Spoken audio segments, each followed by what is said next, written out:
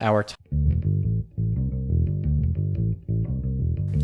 Hello and welcome to episode 31 of the Rollo and Slappy Show. Today is March 20th, 2017. I am Rollo McFlugel, and with me is Slappy Jones 2, and we are both at McFlugel.com. The show notes page for this episode is McFlugel.com/31. So I'm going to hand it right over to Slappy, and he's going to introduce our topic for this episode. Yeah, thank you, Rollo, and thank you, everyone, for joining us. Today we're going to talk about customs, the TSA, and last week I mentioned, the reason why we talk about this, last week I mentioned that Rollo was taking a trip across the ocean over to Sweden. So we'll find a little bit out about the Sweden trip and your experience going through customs in the TSA and why, and let's compare Sweden's TSA and security to the United States, the land of the free. Anyway, you were the one who went. Let's hear about your experience. Sure. It was actually a lot of fun. Went to Stockholm, kind of stayed in close to Gamla Stan and spent most of our time there and around the museum. So Stockholm's actually a much bigger city than I realized. So we didn't, when you say bigger, like just, we'll compare it to Philadelphia, which is actually a pretty small city land-wise. Right. Do you know how big it is? How spread out it is? I don't know, but we walked everywhere. So we kind of limited ourselves to walkable places, and we had places that we wanted to go to. So we ended up doing about 10 miles of walking each day. So nice. Now, I don't want to distract from our topic too much, but is it like a normal American city? Are there high-rises and subways and there are subways and there's trains, but it is not. It's a very old city. So we've both from around Philadelphia, so we've been there many times, and that's one of the the older cities. The old cities in the United States, right? Yeah. And so they have some cobblestone streets and some of the older buildings, but this is especially Gamla Stan, the old section. It is all cobblestone, not really any car traffic. You walk a little bit and there's town squares with the statue or the fountain in the middle of it. It's got the old cathedral, it's got the king's palace there and all the old architecture. So where we were, and I didn't really see any, because it's actually neat because it was spread out and there's a lot of water everywhere, so there were open spaces that you could see pretty far away, and I didn't really see any high rises, like literally. Interesting. Yeah, a lot of 4 to 5 story buildings that were big and kind of took up the whole block. So, you could tell that it was built, a long time ago, and that was really neat about it. And if you've been, if you follow me on Twitter, which you should, unless you're stupid or something, or you don't like my bad jokes, I had posting a lot of pictures, mostly of food and some of the funny stuff we saw in museums, but. I recommend going to Stockholm or Sweden. It's had a great time. Did you get the syndrome? Yeah, seriously, I'm total democratic socialist or socialist democrat. Good. And speaking of another thing that was kind of neat, so there were a lot of little shops here and there, and a lot of secondhand stuff and antique stuff. And so a lot of times when you go into those kinds of stores in the United States and there's maybe war history stuff, it's all, American and allied stuff in there. It was interesting because I go into this one shop and it was all Soviet uniforms and all Soviet stuff from World War II. Yeah, that'd be a little bit of a shock walking in because you're not used to ever seeing anything like that here. Right, there's a big poster of Stalin in there.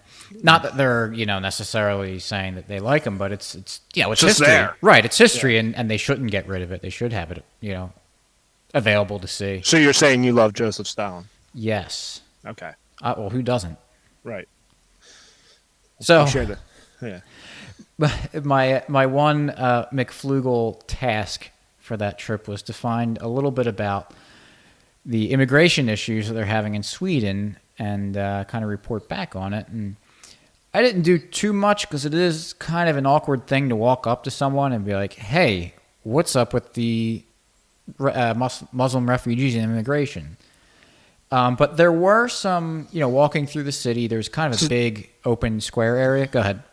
I was going to say what you should have done is just stopped people and said I'm from McFlugel.com, and they would have said, "Oh, you're from Right. McFlugel," and would have been happy to give you an interview. Yeah. I mean, McFlugel does kind of sound a little Swedish, like Yeah, McFlugel. yeah, and we have a big following in Sweden. Right. There might have been like one or two people from there reading it at one point or other. But so All right. there was kind of this big town square, open spot, shopping area, and the one day I was walking by, we saw, like maybe 4 or 6 people holding up some signs. It was all in Swedish, so I couldn't read it. And there was like a picture of this one guy. I figured it was a politician or something. Then later we saw a bunch of Syrian flags in this kind of open square shopping area. And, it was only about, again, half a dozen to a dozen people there. I guess they were protesting in Holding favor, signs. right? Holding something Yeah. in favor of bringing, of Syrian refugees, and they didn't look militant at all. They were happy. They weren't. I think some of them were, All Swedish people, or were they Syrian, it was a mix, and I don't know if they were Syrian or I don't. or wherever they're from, Yeah. right? But that general area, and some of them look Swedish. But to go on that, I did not see a single hijab or burqa in the city when I was there. I'm sure I saw Muslims because it's a major city, and especially when I was there Saturday, it was a lot of tourists from around the world. But no, I couldn't look at anyone and say, "Oh, that guy's definitely a Muslim." Now there were definitely, especially at the airport, I could point like that guy's definitely a Hasidic Jew. But there was nothing, doesn't mean they weren't there, of course.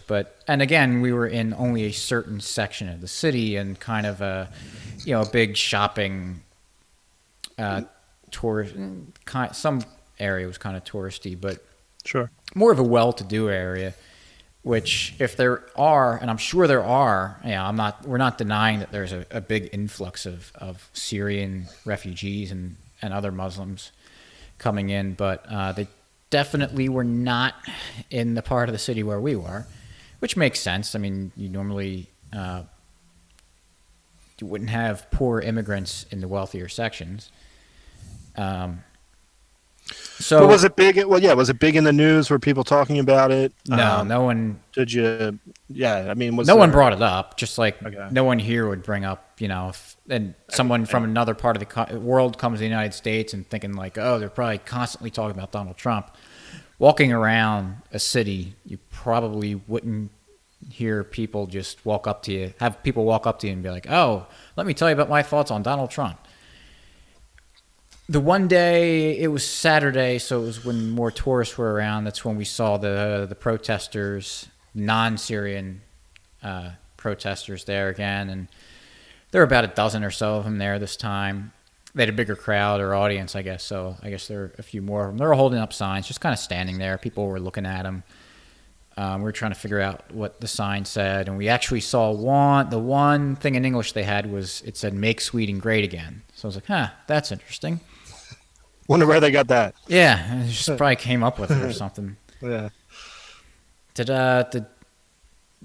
Was that trademarked? Because they could probably get, charge them money for that. Yeah. I don't know. Was it on Red Hats? Yeah. Yeah. So we're kind of standing there looking at it, and this, older woman walks up to us, hands us a pamphlet, and, asks us to support their cause. So I said, all right, this is my opportunity. I didn't pull out my camera or anything, that felt like it would have been a little bit awkward and inappropriate. But I asked her, what are you here for? We saw you guys the other day, and now we're seeing you again. What's going on? And she said, there's been a lot of crime in Sweden, and Peter Springar, the guy on their posters that they had, is a police officer who recently came out speaking out against all the violence going on and wanted to do something with it about it because there's a lot of rape and violent crime, assaults, theft, and she was saying that they get brought into the police station and they can't really do anything about it. So they let these people out right away. And so there's, a huge crime problem. And I asked, well, where is it? Because I felt really safe where I was. And again, I was in a wealthier area, but I didn't see the police all over the place. Certainly not like New York City, where it's just crawling with the police, or even Philadelphia. There's police everywhere. Yeah, you can't go anywhere without seeing several cops. I mean, not that I didn't see any police. It's a major city. You're going to see some, but it wasn't crawling with them. And at no point did I ever feel, unsafe there. And we're out late at night a few times. Some places walking around by ourselves, and I, felt fine. And again, we were in the main section of the city, but it's like how it would be in any other major city. As long as you don't, there's kind of signals of hey, I'm in the bad section of town, so let me get out of here. But I don't want to go too far off on a tangent. So, she said, no, it's everywhere in Sweden. I said, okay. And that was really kind of it. I didn't be like, well, do you think what's your thoughts on immigration? I didn't ask her that because, again, it didn't feel very appropriate. But I took her pamphlet and I went online and went to their group's website. They're called the Folkets Demonstration, which means people demonstration. And, their website kind of says a lot of the things you would expect from a group like that. So they're, saying that the government kind of lied to them and hasn't delivered on their promises, so they want them all to resign, which is kind of interesting and nice to see. And they're saying... I'm sure they just want to put someone else in there, though. Right. But they're saying that, there's a lot of... There's a lot of issues going on, and they want the government to follow the Constitution and, keep people safe from crime and all that, normal kind of stuff. And then they say, we don't support any kind of extremism or violence, and we welcome everyone from all sorts of, religions, races, doesn't matter where you come from. So, all kind of a niceties they were saying. So then I kind of stumbled upon their Facebook page, and one of the top posts, I translated the page, and it says, Nazism and Islam is the same soup. Both are ideologies I hate. I was like, oh, okay, that's kind of different from everything I've been seeing. Because the woman never, and I was kind of asking questions to try to lead her to saying something about the immigration, but she didn't. She never said anything about the immigration. So I thought maybe it's not about that.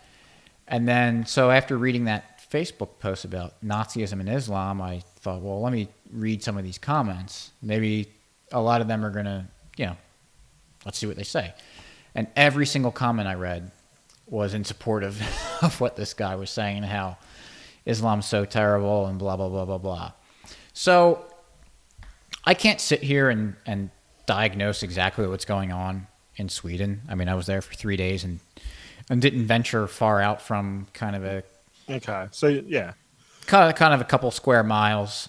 But it was, I mean, from your experience where you were, everything was pretty good. Yeah, it was normal. I mean, Stockholm, where I was, it was not, especially coming from the United States, it was whiter than frightened milk there. Except on, Saturday when a lot of tourists are coming in, but they're obviously visitors. So I don't know. It seems like you can draw kind of a lot of comparisons between, what's going on in Sweden and the U.S. And so I also looked up this Peter Springar. This police officer went on Facebook and had this big rant where he, said that they got to do something about the violence coming from all these immigrants and everything, and now he's apparently being charged with hate crimes. And then I found this other interview, and this is all linked on the show notes page, a lot of these articles, and this interview that I saw was a guy just gave Springar a bouquet of flowers to thank him for everything he's doing, and asked him, "Would you like to say something?" And he said, "Sure. This isn't about the immigrants.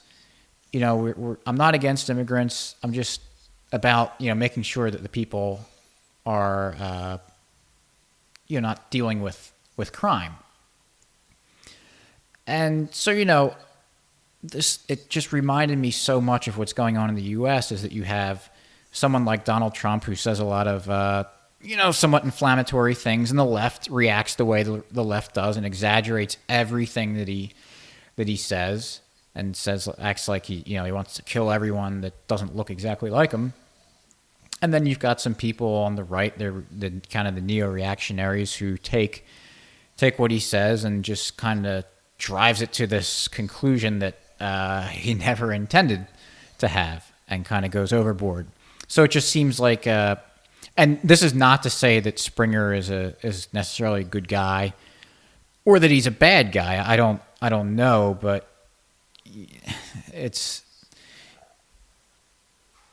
we were talking earlier about this, Slappy. You had a good thoughts on it, with how it just gets over both sides, both extreme. I don't even want to necessarily call it extreme ends, but both sides kind of go overboard with the reactions to it. And then if you just want to have an agenda and find your point, I'm sure you could have found someone there who proves your point. And that's why I don't know what to think about it, because this woman didn't say anything about the immigrants, and normally people who are charged up about a certain group of people are going to come right out and say it, and they certainly were on Facebook. But it's just tough to say, and I can't sit here and say either way, other than it looks like there's a lot of similarities in the United States, and we know what both sides are like in the United States. Or both not that there's only two sides of what's going on in the United States. I feel like we don't fit in either of those groups, with our feelings on immigration and Muslims and everything. But I mean, I'm not going to take much from someone who comes out and says that Muslim and Nazism is the same thing. I mean, that's absurd. But then again, if it is true that the Swedish government is preventing crime from being handled appropriately, then that's a problem too.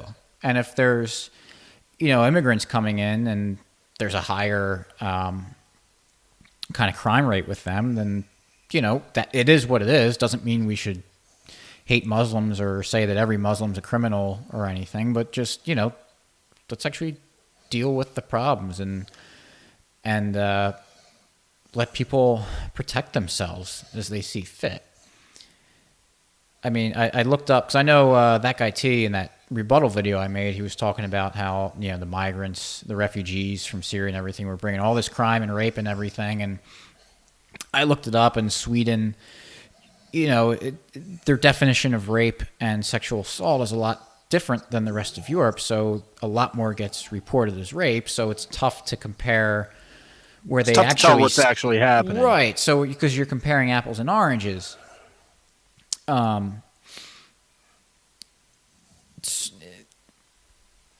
So it's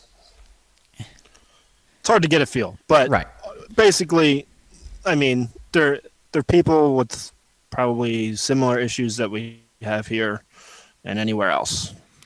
Right. And so, what's the way to, either way you look at it, if it's the government's importing, migrants into the country, that's not good. And you look over any other city that's happened to, that they try to centrally plan out how the immigration is going to happen. It never works out well. You always have, cultural and ethnic clashes as a result.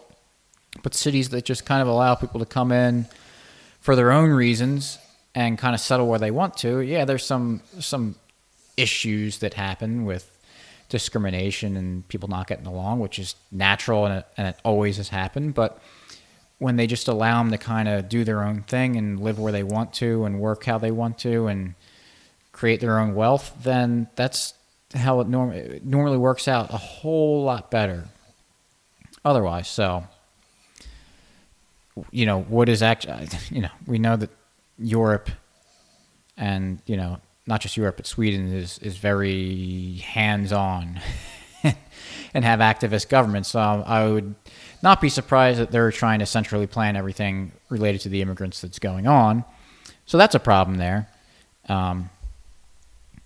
So I think it's just what I learned is I didn't get, the absolute, this is what's going on over there. Not that I expected to get that. Right, you can in a couple days, but I learned that, unless you live it, you don't, how do you know what's going on? Not that you can't have an opinion unless you've lived it there, but, just be careful who you're getting your sources from. Know that if you are hearing from someone who's largely anti-immigrant or anti-Muslim, they're going to have a certain slant. Or if you hear from someone who's, all about, and I hate using the term because I don't even know what people mean by it half the time, multiculturalism, and by that I mean forced on people, then, they're going to have a certain slant too. So just keep an open mind when you're thinking about this stuff and learning about it. And, there's always two sides or two sides. Yeah, a million sides to a story. So just make sure that, that you're hearing from... Try to get the full picture. Right. Because there's been times that I've seen it both ways. When I was over there, I was like, I don't see any problems. Everyone's getting along. I don't see a huge influx of Muslims here or anything. Oh, there must not be any problem. They must not be here at all. But obviously, I'm just in one section of the city. I'm not getting the full picture. And then you talk to some of these Folkets demonstration protesters, and they have a clear agenda, at least based on their Facebook posts. So you just gotta, go around. And I didn't know much about it other than just hearing, tidbits on Facebook and Twitter and everything. Or when Trump said, like, look what happened in Sweden last night. And then apparently all of Sweden came back and said there was nothing happening in Sweden last night. So it seems to me like it's another government-created mess because it's the Western world that's been bombing those countries. So they're creating the refugees. So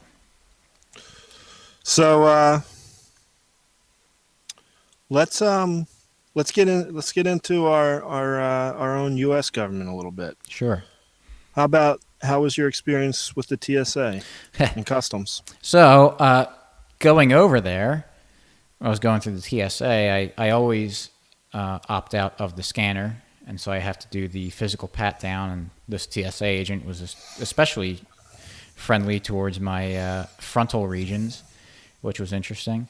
But it's kind of funny too. You opt out when you're going to send your stuff through the scanner before you walk through the scanner, and you tell them. And right there when I told the guy, he apparently went on break or something. And so a woman came over, and, a woman isn't going to do a man's pat down. So I was just kind of standing there waiting, just kind of looking around. I knew the deal. It doesn't happen quick. So did they assume your gender, or did you tell them? Yeah. They did not. They assumed my gender, which is absolutely just devastating to me right now that after you told me it happened that I thought about it. But so, I'm standing there and I just start kind of looking at the woman who was the agent, not making a face or anything, just kind of standing there watching her because she's supposedly the person in authority at that point. And she just comes out and says, "You're just going to have to wait till somebody comes available." And I was like, okay. So I think they do that on purpose.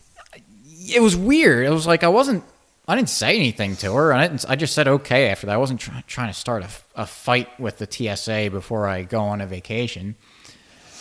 But it was just the attitude you get from them was so funny. Did they give you a hard time with anything you had? No. Or was it just kind of the pat down, get on your way, sir? No, yeah, but we'll talk about things I had a little bit later. So, I get through that, and it's, normal TSA stuff, and get through it, and I go on my merry way. So coming back over, there's going into the Swedish airport, going through their security. It's just they, do the same thing with the scanner for your bags and everything. But they don't have, like, the body scanner thing. You just walk through a metal detector with your shoes on, and you go on your way. So while I was on the plane, flying back into Philadelphia, the stewardesses handed out a little card for the customs for filling that out, saying what you have on you. And so I had some stuff I bought that I was bringing back, and it was below the apparent value that would require you to pay duties on it. But this is the first time I went through customs in my life, and shame on me, I guess, for not doing a little bit more research for what was going to happen, how they did it, because I had no idea. I didn't know if they were going to search my bags and go through with a fine-tooth comb and everything. So I just, I declared it. It's funny, I prepared myself for all of the thieves and pickpockets when I was, walking around a foreign city, keeping my wallet in my inside jacket pocket, but I didn't prepare myself for the domestic thieves coming home. The real thieves. Yeah. So when I was I had a layover in Frankfurt, Germany, and they were selling these, cooked German sausages. So I said, "Oh, let me buy one. That'd be neat to bring home and eat it. Have an authentic German sausage." And so on the little form it said, "Are you bringing any meat and animal products and anything?" And I checked yes, because again I didn't know if they were gonna, rip my bags open and say like, "Oh, you lied," and whatever happens after that. So you start going through customs and they send me around. I didn't know they never like give good directions on what you're supposed to do. So everyone's always like in just absolute confusion, kind of walking around. And then the agents there, since they do it all the time, they just expect, I guess through osmosis, that you're supposed to know exactly what to do. So they're very impatient with you. So I find my way over. Eventually, they direct me to the food people. That I don't know what you would call them in customs. And I walk up and I say, I just have this sausage that I bought at the Frankfurt airport. She goes, "Oh, don't take it out of your bag." Okay. She has me send it through the little my bags through the scanners. I'm thinking that nothing's going on because I'm reading all these signs about what you can't bring back into the country. And for meats, it said like, were you at an animal farm? Do you have like slaughtered, 20 pounds of slaughtered animal, or were you, in contact with diseased animals or something? It was, stuff that you would assume that you weren't allowed to bring back into the country without doing some sort of crazy stuff. So, she opens my bag, pulls the sausage out, and throws it on a table with like some apples and oranges, literally sitting there, and just says, most meat isn't allowed in from Europe. I should have checked the Department of Agriculture website. And I was like, "What?" And that was it. They took my sausage. And so I was annoyed that, it's one thing to, it's funny because I got more upset about that than my, bi-monthly paycheck where I get a third of my income stolen from me via taxes. But when you take see my someone, sausage, you mess with me. When you see someone physically take it out of your bag and take it away from you and say, "Nah, this is ours now," that's like it's very personal. And so, today I went online and went on the Department of Agriculture website and found my way to the part where it talked about, a private citizen importing meat back into the country, and it directed you to 3 different parts of the Federal Code of Regulations, or whatever it's called.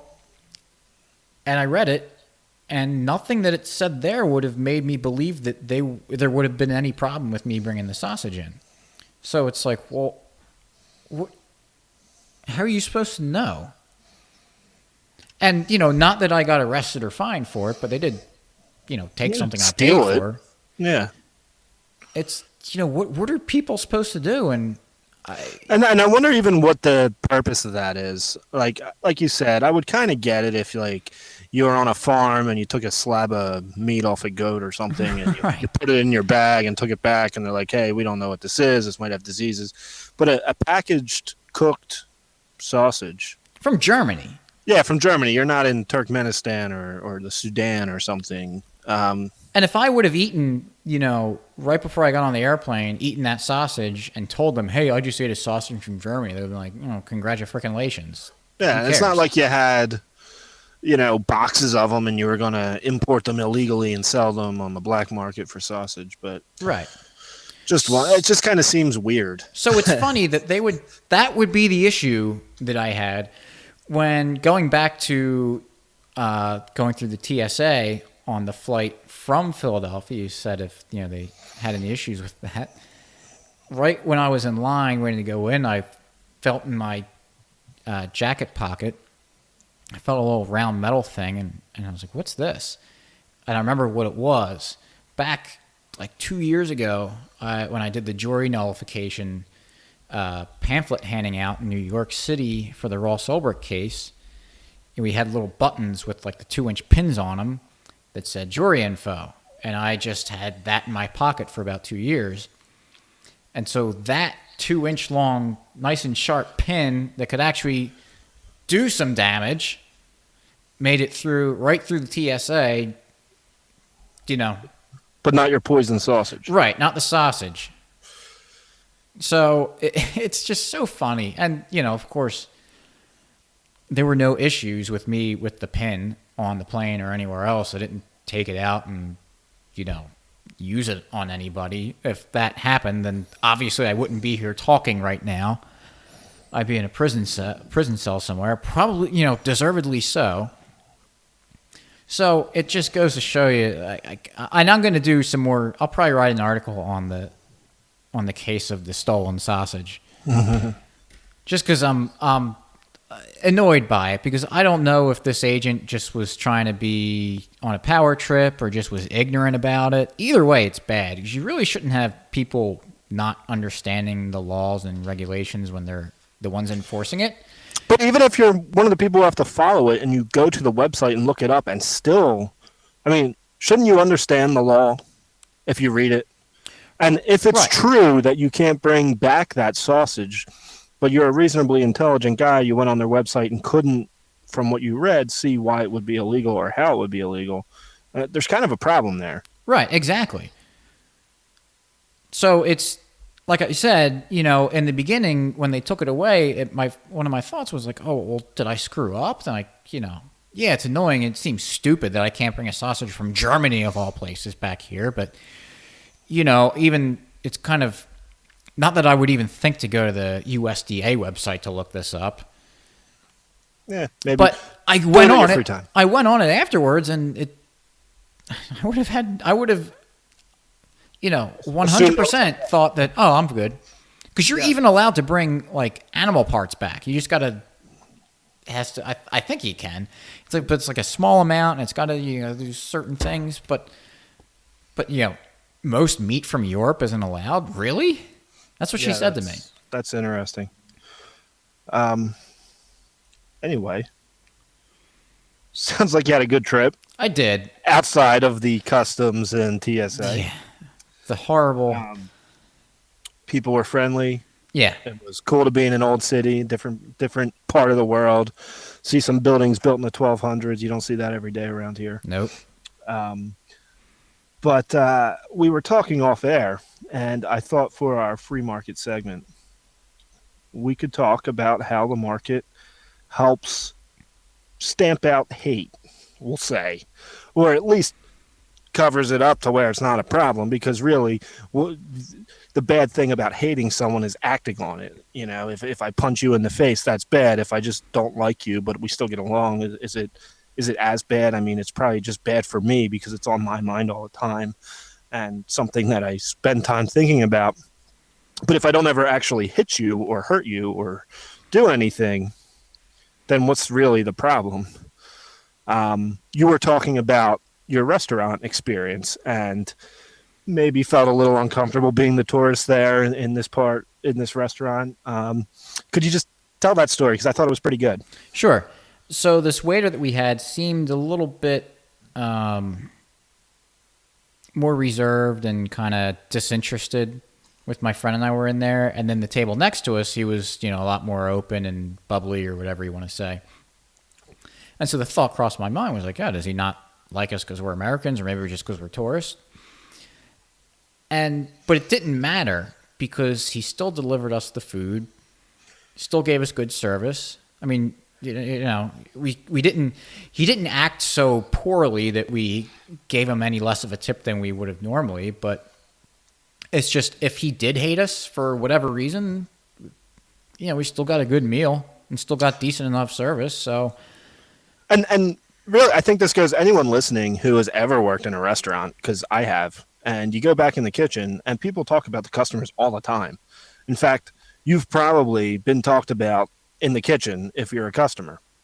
But for the most part, they come out with a smile on their face, deliver their food. They're trying to earn some money, so they're going to be polite to you. And that's market forces doing that. That's not someone. I mean, of course, their boss is going to tell them that, but why? Because they want to keep customers. They don't want their customers upset. But if you were, say, forced to go to that restaurant, or that was the only restaurant in town, now it doesn't really matter how they act to you, because if you want food, you have to go to them. Right. And if they came out in the beginning and said, like, oh, you're a tourist or you're American, we don't want to serve you, I would be thankful that they, thought so little of me that they didn't want my money, because I wouldn't want to accidentally give them my money. And then, I don't know, maybe I would, but I know a lot of people would go straight online to TripAdvisor, Yelp, Google, whatever, and say, like, hey, these people are jerks and they told me to leave because I was blah, blah, blah. So there's, huge incentives for them to kind of suck it up and put aside their personal petty little dislikes of whomever and give you a decent service and a decent meal and everything else. And not make it obvious that they spit in your food. Yeah, hide that in under the bun. But anyway, yeah. It's just one of those little things that we take for granted, and that you never think about it, but it's interesting how it works. When you see the DMV, you go to the DMV, and people all have horror stories about the DMV. I wait in line for 1,000,000 hours. The guy's not friendly. He doesn't smile. Just yells out next. Or the TSA or customs. Or the TSA or customs, for that matter. But then when you look at I'm not going to say every private business is just wonderful, but you can choose to go somewhere else. You don't have to go to any store unless it's a government store. And when you have to go somewhere, there's no incentive to treat people with respect other than common human decency. But when you have the market behind it and your money and your living is behind it, now there's more an incentive to be polite and nice, because that gets you more business. Absolutely. So with that, actually, if anyone has any good information on what's going on in Sweden with the immigration stuff, wants to share it, we'd be happy if you would send us a link, and I'd love to read it and take a look at it or watch it, whatever it is.